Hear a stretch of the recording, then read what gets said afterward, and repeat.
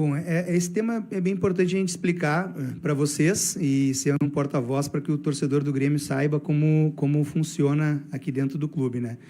O que vocês, imprensa, às vezes têm que entender, e provavelmente vocês saibam disso, que muitas vezes vocês são usados para passar uma informação que convém para quem quer que seja. Então, assim, antes tu me perguntou sobre o Morelli, né? Uma consulta virou um interesse ou uma negociação, e isso pode gerar uma série de efeitos cascatas, de abrir interesse pelos outros clubes pelo jogador, né? E numa negociação, por isso que a gente tenta manter isso tão de forma sigilosa, porque às vezes pode atrapalhar ou não, né? E achei estranha a situação ali de ao vivo em uma emissora ser debatido, que o Grêmio ofereceu X, o jogador ofereceu Y, o jogador pediu Y, né? Mas foi passada essa informação pela imprensa e ela não partiu do Grêmio, né? Esse é o primeiro ponto, né? Como funciona esse processo no Grêmio?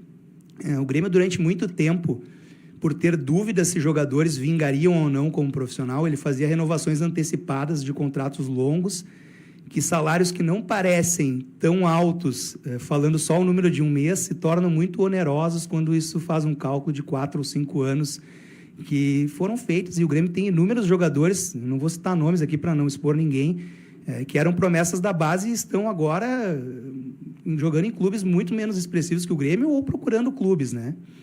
Então, o que a gente fez como postura? A gente quer evitar isso, né? Então, assim, a gente acabou com a transição como a primeira manobra, porque a gente acredita que se o jogador até os 20 anos não deu mostras que pode jogar no Grêmio, dificilmente ele vai dar aos 21, 22 ou 23, pode às vezes até fazer uma escala em outro lugar e voltar mais maduro, mas a gente tentou trazer essa linha de corte. Os clubes na Europa buscam cada vez jogadores mais jovens, a gente quer revelar cada vez antes, não fazia sentido manter esse ponto de corte nos 23 anos. O que acontece quando tem um jogador de muita projeção, como é o caso do Gustavinho? A gente sabe da projeção dele, ele vem treinar pelo menos 2 vezes por semana aqui no profissional, e a gente conhece os meninos da base bem e traz eles para treinarem no profissional justamente para testar eles fora da zona de conforto deles, da sua categoria, né?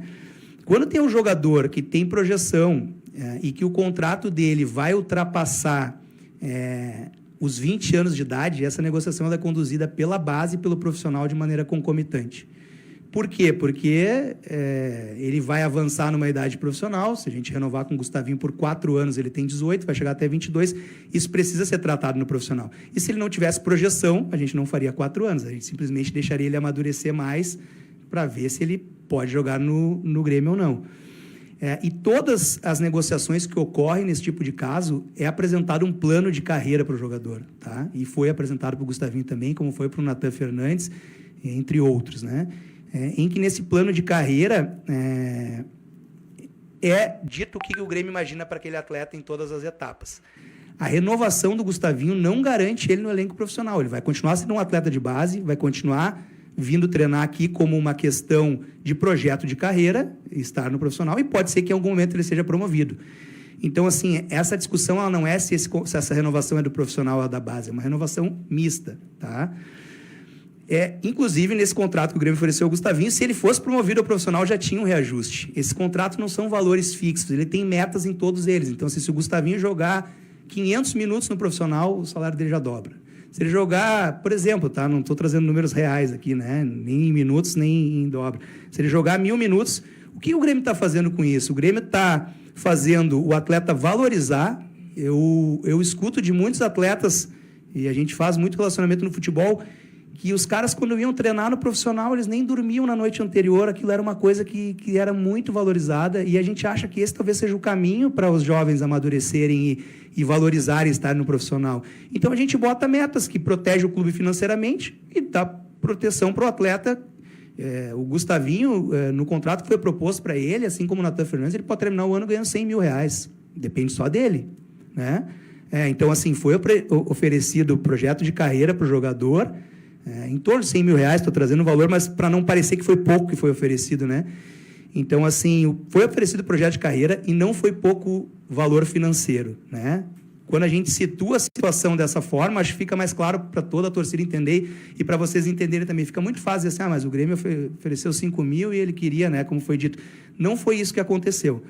Mas agora explicado, até porque esse processo vai acontecer com outras promessas da base, é uma convicção nossa fazer dessa maneira. E o Nathan Fernandes é um case que deu super certo fazendo dessa forma e está sendo bastante utilizado no profissional. A gente tem convicção em que vamos conseguir renovar com o Gustavinho, que ele vai jogar no Grêmio, a gente aposta muito nele, a gente acha ele um futuro muito promissor e a gente espera ver ele nos dar muitas alegrias com a camiseta do Grêmio.